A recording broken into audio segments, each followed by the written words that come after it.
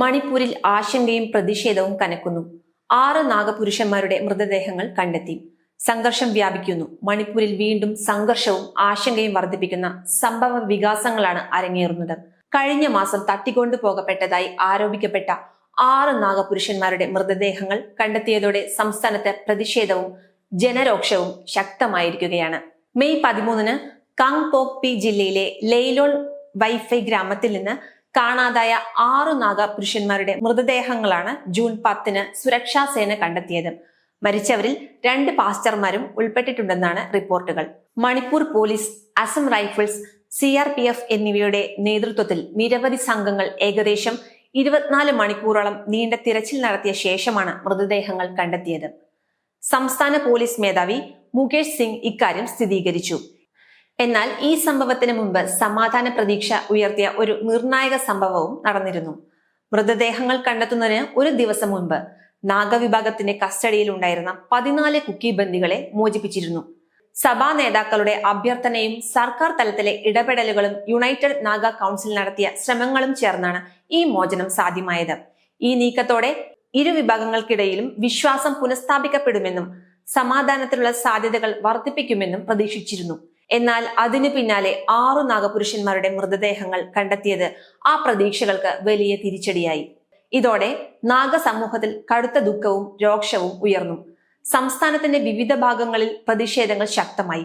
നാഗ സമൂഹത്തിന്റെ പരമോന്നത സംഘടനയായ യുണൈറ്റഡ് നാഗ കൗൺസിൽ 24 മണിക്കൂർ ബന്ദ് പ്രഖ്യാപിക്കുകയും ഉപമുഖ്യമന്ത്രി നെംച കിപ്ഗനെ സ്ഥാനത്ത് നിന്നും നീക്കണമെന്ന ആവശ്യം ഉന്നയിക്കുകയും ചെയ്തു. മൃതദേഹങ്ങൾ ക്രൂരമായി വികൃതമാക്കിയ നിലയിലാണെന്ന് കൗൺസിൽ ആരോപിച്ചു.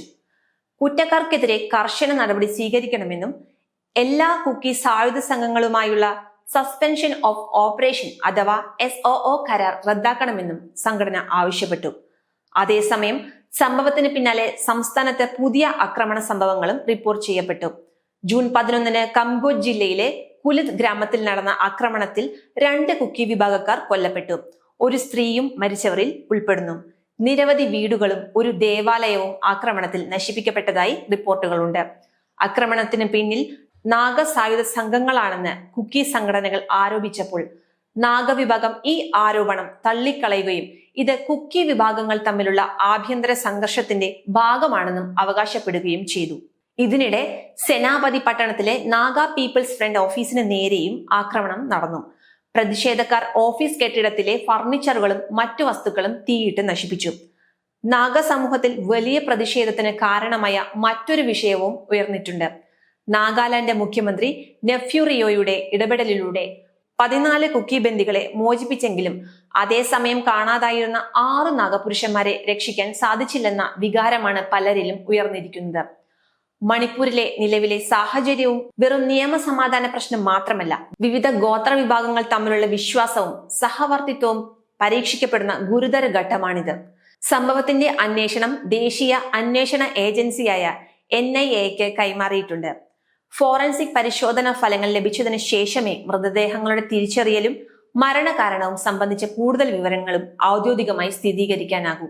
ഇതിനിടെ മേഘാലയ മുഖ്യമന്ത്രി കോൺറാഡ് സാങ്മ ഉൾപ്പെടെയുള്ള നേതാക്കൾ ഈ കൊലപാതകങ്ങളെ ശക്തമായി അപലപിക്കുകയും സമാധാനത്തിനും സംവാദത്തിനും പ്രാധാന്യം നൽകണമെന്നും ആവശ്യപ്പെടുകയും ചെയ്തു.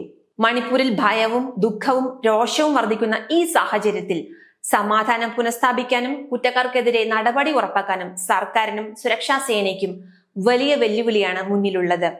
മണിപ്പൂരിൽ കുക്കി മെയ്തേ സംഘർഷം രൂക്ഷമായപ്പോൾ കേരളത്തിൽ ശക്തമായ പ്രതികരണങ്ങളാണ് ഉണ്ടായത്.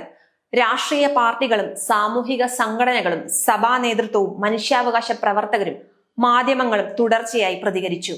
നിരവധി പേർ അത് ക്രൈസ്തവ സമൂഹത്തിനെതിരായ ആക്രമണമായും ന്യൂനപക്ഷങ്ങളുടെ സുരക്ഷയുമായി ബന്ധപ്പെട്ട വിഷയമായും അവതരിപ്പിച്ചു. എന്നാൽ ഇന്ന് മണിപ്പൂരിൽ നാഗ കുക്കി സംഘർഷം രൂക്ഷമാകുമ്പോൾ അതേ ശബ്ദങ്ങൾ എവിടെയാണ്? ഇന്ന് മരിക്കുന്നവരും ദുരിതമനുഭവിക്കുന്നവരും വലിയ തോതിൽ ക്രൈസ്തവ ഗോത്ര വിഭാഗങ്ങളിൽപ്പെട്ടവരാണ്. ഇന്ന് കത്തിക്കരയുന്ന വീടുകളും തകർന്നു പോകുന്ന കുടുംബങ്ങളും ക്രൈസ്തവ സമൂഹത്തിൻ്റെതു തന്നെയാണ്. അപ്പോൾ എന്തുകൊണ്ട് അതേ അടിയന്തരതയും അതേ വികാരവും അതേ പ്രതിഷേധവും കാണുന്നില്ല എന്ന ചോദ്യം ഉയരുന്നത് സ്വാഭാവികമാണ്. LDFും UDFും ഈ വിഷയത്തിൽ ശക്തമായ നിലപാട് സ്വീകരിക്കുമോ? കേരളത്തിലെ സഭാ നേതൃത്വവും ബിഷപ്പുമാരും വൈദിക സംഘടനകളും ഈ മനുഷ്യ ദുരന്തത്തെക്കുറിച്ച് കൂടുതൽ ശക്തമായി സംസാരിക്കുമോ? KCBC ഉൾപ്പെടെയുള്ള സംഘടനകൾ മണിപ്പൂരിലെ പുതിയ സംഭവ വികാസങ്ങളെക്കുറിച്ച് വ്യക്തമായ പ്രതികരണം നടത്തുമോ? കേരളത്തിലെ പ്രധാന വാർത്താ ചാനലുകളും പത്രങ്ങളും ഈ വിഷയത്തിന് അർഹിക്കുന്ന പ്രാധാന്യം നൽകുന്നുണ്ടോ? അല്ലെങ്കിൽ ചില സംഘർഷങ്ങൾ ദേശീയ ചർച്ചയാകുകയും ചിലത് നിശബ്ദതയിൽ മറഞ്ഞു പോകുകയും ചെയ്യുന്ന അവസ്ഥയാണോ നാം കാണുന്നത്? ഈ ചോദ്യങ്ങൾ രാഷ്ട്രീയ വിരോധത്തിന്റെ പേരിൽ ചോദിക്കുന്നതല്ല, മനുഷ്യ ജീവിതങ്ങളുടെ മൂല്യത്തെക്കുറിച്ചാണ്. മെയ്തൈ ആയാലും കുക്കി ആയാലും നാഗ ആയാലും മരിക്കുന്നത് മനുഷ്യരാണ്. അവരുടെ കണ്ണുനീർ രാഷ്ട്രീയ നിറം നോക്കി മാറുന്നില്ല. അവരുടെ വേദന മതം നോക്കി കുറയുന്നില്ല. അതിനാൽ ഒരു മനുഷ്യ ദുരന്തത്തെക്കുറിച്ച് നമ്മൾ സംസാരിക്കുന്നുവെങ്കിൽ അത് എല്ലാ സാഹചര്യങ്ങളിലും ഒരേ ധാർമ്മിക മാനദണ്ഡത്തോടെയും ഒരേ മാനുഷികതയോടെയും ആയിരിക്കണം. അല്ലാത്ത പക്ഷം നമ്മുടെ പ്രതികരണങ്ങളെക്കുറിച്ചുള്ള ചോദ്യങ്ങൾ കൂടുതൽ ശക്തമായി ഉയർന്നുകൊണ്ടേയിരിക്കും.